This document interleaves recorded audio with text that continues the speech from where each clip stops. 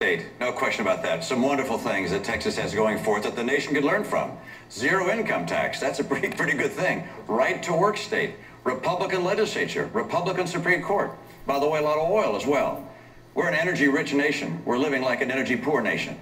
I spent my life in the private sector. I've competed with companies around the world. I've learned something about how it is that economies grow.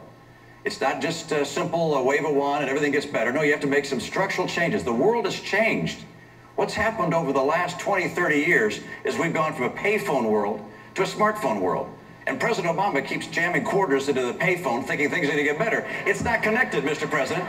And so if we're going to get this economy going, we've got 7 things we got to do. 1, make our tax code competitive with the world. 2, get regulations to work to encourage enterprise. 3, to make sure we have trade policies that work for us, not just for the other guys. 4 is to have energy security in this country by developing our energy resources. 5 is to execute the rule of law, which is to stop the Boeing decision that the NLRB put in place. 6 is to make sure that we have institutions that create fantastic human capital. And finally, number 7 is to balance the budget. People want to invest here unless they have confidence here, and that's what I'll do. Just to get back to the question, so does Governor Perry deserve any credit for all those jobs that were created in Texas? Sure. Oh, sure. Go ahead and tell him how much credit he deserves. Well, look, you know, I think Governor Perry would agree with me that if you're dealt 4 aces, that doesn't make you necessarily a great poker player.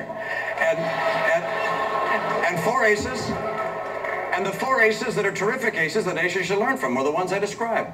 Zero income tax, low regulation, right to work state, oil in the ground, and a Republican legislature. Those things are terrific. And by the way, there has been great job growth in Texas. Under Ann Richards, job growth was 2.5% a year. Under George Bush was 3% a year. Under Rick Perry, it's been 1% a year. Those are all good numbers.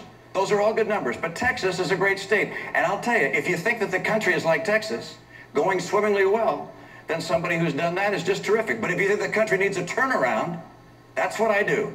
All right, Governor Perry, you were dealt 4 aces. Well, I was going to say, Mitch, you were doing pretty good until you got to talking poker. But the fact is, the state of Texas has led the nation. While the current resident of the White House is overseeing the loss of 2.5 million jobs, Texas has, during my period as the governor, created over 1 million jobs. And we did that during some pretty tough economic period.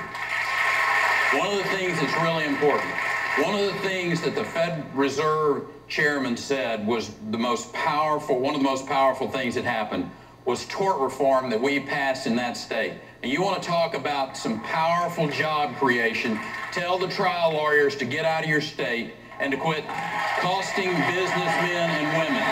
That's what needs to happen in the states, and it's also what needs to happen at the federal level, passing federal tort reform at those federal levels. Congressman Paul, you're from Texas. Does your governor deserve all that credit? Not quite. I'm a taxpayer there. My taxes have gone up. Our taxes have doubled since he's been in office. Our spending has gone up double. Our debt has gone up nearly triple. So no, and 170,000 of the jobs were government jobs. So I would put a little damper on this, but I don't want to offend the governor because he might raise my taxes or something. But I would like to mention something that was said earlier about a tax cut. And how do you pay for a tax cut?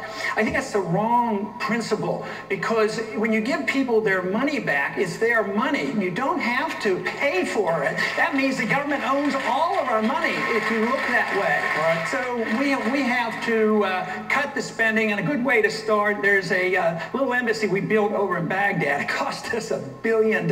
It's bigger than the Vatican. That's what's bankrupting this country, and that's the easy place to cut. That's where we should be cutting. Governor Perry, you have 30 seconds to tell Congressman Paul whether you're going to raise his job. While I've been governor, we have cut taxes by $14 billion, 65 different pieces of legislation. You may not have seen them, Representative Paul, but the fact of the matter is there are people coming to Texas for 5 years in a row, the #1 destination. They're not coming because we're overtaxing them. They're coming to Texas because they know there's still a land of freedom in America, freedom from overtaxation, freedom from over-litigation, and freedom from over-regulation. It's called Texas. We need to do the same thing for America. Let me bring Speaker Gingrich into this conversation.